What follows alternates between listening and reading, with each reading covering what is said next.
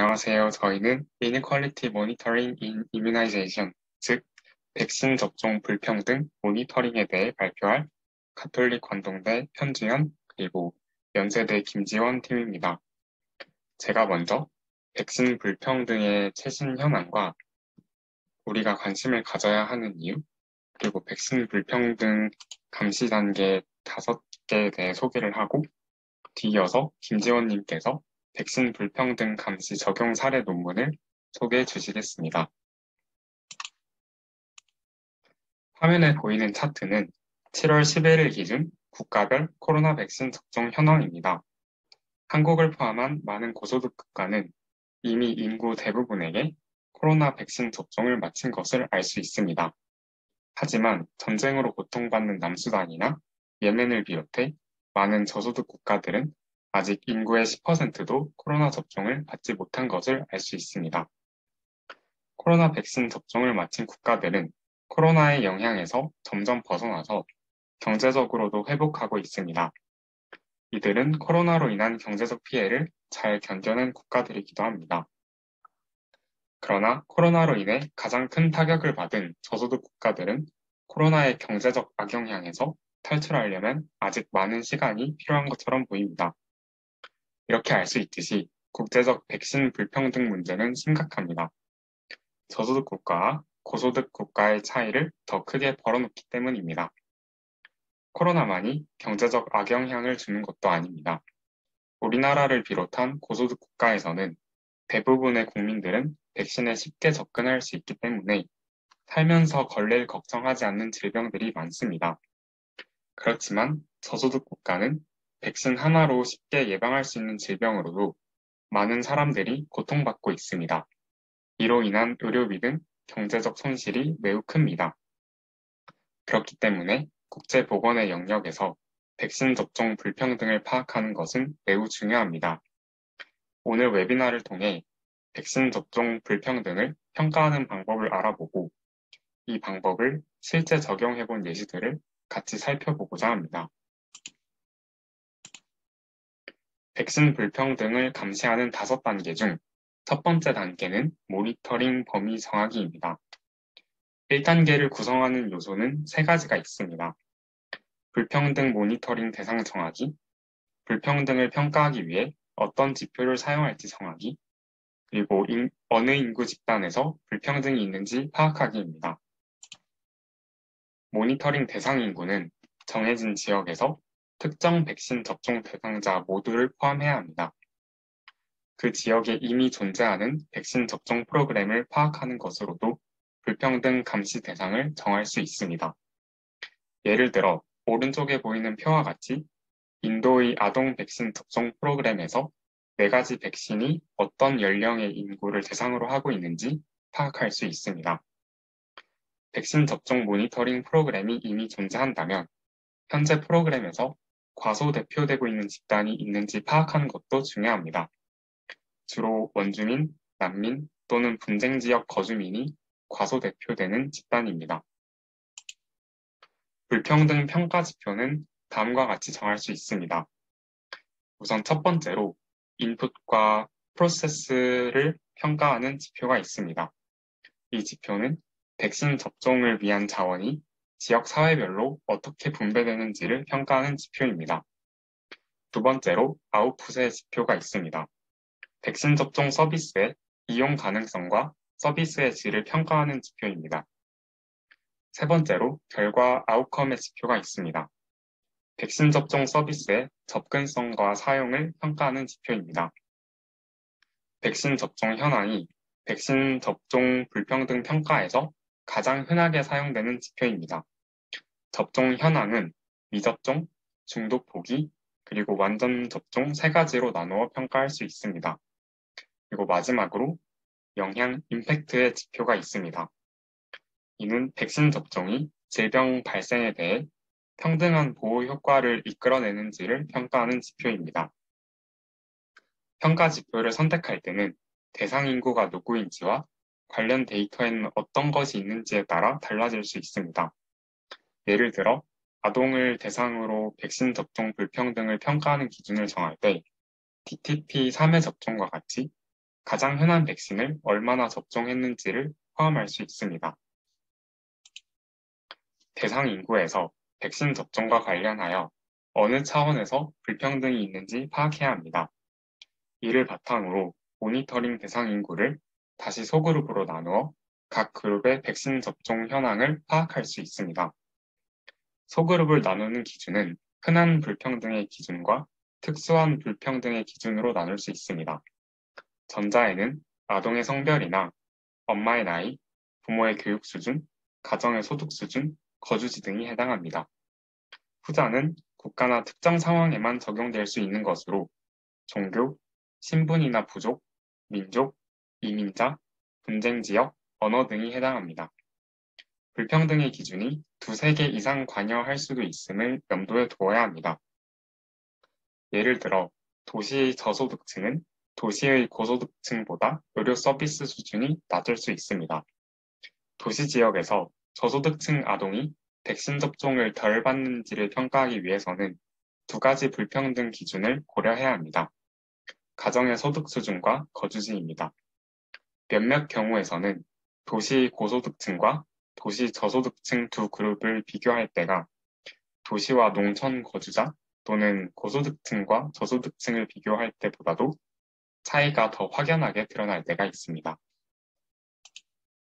두 번째 단계는 데이터 얻기입니다.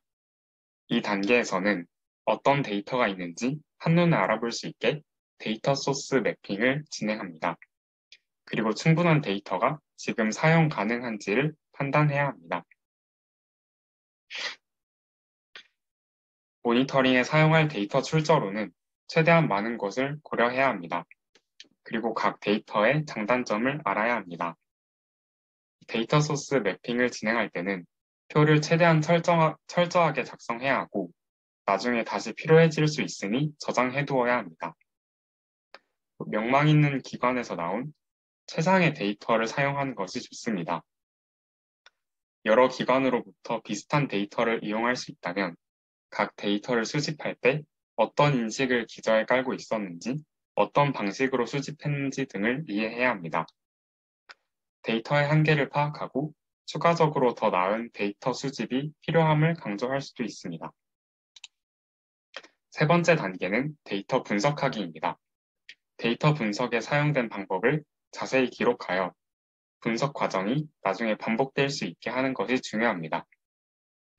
분석 과정에서 내린 결정에 대한 이유나 분석 과정에서 생긴 한계점도 기록해야 합니다. 소그룹의 사이즈가 적절한지도 평가해야 합니다. 소그룹의 크기가 너무 크거나 작다면 새로운 기준으로 소그룹을 분류하여 분석해야 합니다.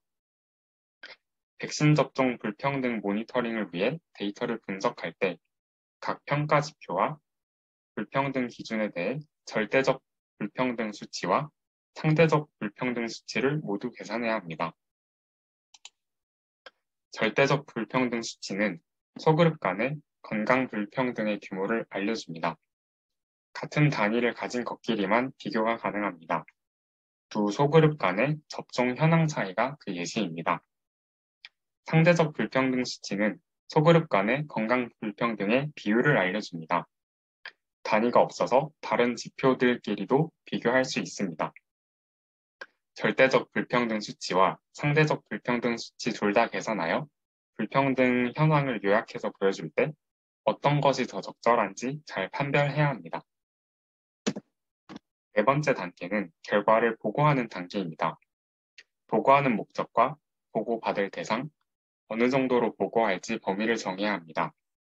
보고 대상의 예시로는 백신 접종을 연구하는 과학자도 있고, 백신 접종 가이드라인을 만드는 사람도 있고, 또는 백신 접종 프로그램에 예산을 집행하는 정치인도 있습니다. 보고 대상이 어느 정도로 이런 문제에 익숙한지 파악하고 그에 맞게 보고서를 작성하는 것이 중요합니다. 보고서의 내용은 백신 접종 불평등 상태에 대한 가장 최신 데이터를 반드시 포함해야 합니다. 그리고 가능하다면 시간에 따른 불평등 상태의 변화 추이도 포함하는 것이 좋습니다. 가장 직관적이고 간단한 방법을 통해 핵심을 전달해야 합니다. 글이나 표, 지도 또는 그래프를 사용할 수도 있습니다. 메시지를 전달하는 방식이 정확하고 보고서를 뒷받침하는 정보도 충분한지 확인해야 합니다. 마지막 단계는 백신 접종 불평등에 대한 정보를 바탕으로 어떤 분야를 우선순위로 설정할지를 정하고 다른 기관과 협업할 수 있는 분야가 있는지 알아보는 것입니다. 우선순위를 정하는 가장 좋은 방법은 모니터링 결과를 바탕으로 표를 만들어서 점수를 매겨보는 것입니다. 평가 지표를 가로줄, 그리고 불평등 기준을 세로줄로 하여 각 칸마다 1에서 3점까지의 점수로 표기할 수 있습니다. 1점은 특별한 조치가 필요하지 않은 경우, 2점은 조치가 필요하나 긴급하지 않은 경우, 3점은 긴급한 조치가 필요한 경우입니다. 백신 접종 불평등을 조명하는 일은 건강이나 발전 등 다른 여러 분야에도 보탬이 됩니다. 그러므로 건강과 관련되지 않은 단체들과 협력하는 것도 백신 접종 불평등을 줄이는 데 큰 도움을 줄 수 있습니다. 백신 접종 평등은 유엔의 2030년 Sustainable Development Goal과도 관련이 있습니다. 지금까지 살펴본 5단계를 다시 요약해서 말씀드리겠습니다. 1단계는 백신 접종 불평등 모니터링의 범위를 관련 기관과 협력하여 적절하게 설정하는 단계입니다. 2단계는 백신 접종 불평등을 모니터링하기 위해 정확하고 시의적절하며 과소평가되고 있는 집단까지도 잘 포함하고 있는 양질의 데이터를 수집하기 위해 노력하는 단계입니다. 3단계는 불평등을 평가할 때 한계점이나 편향성을 유의하면서 데이터를 분석하는 단계입니다. 4단계는 보고 대상의 특징을 고려하여 보고서를 작성하는 단계입니다. 마지막 5단계는 백신 접종 불평등 모니터링의 결과를 다양한 이해관계 당사자와 공유하여 건강 분야를 넘어선 변화를 모색하는 단계입니다. 다음으로는 김지원님께서 백신 불평등 감시 적용 사례 논문을 소개해 주시겠습니다.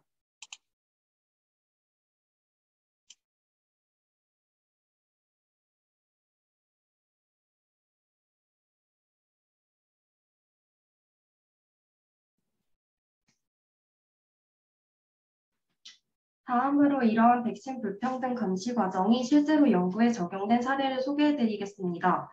제가 소개해드릴 사례는 2019년에 케냐, 가나, 코트디부아르 지역 아동의 예방접종 불평등 현황에 대해 알아본 연구입니다. 앞서 설명드린 총 5개의 단계를 거쳐 불평등에 대한 분석이 이루어졌습니다.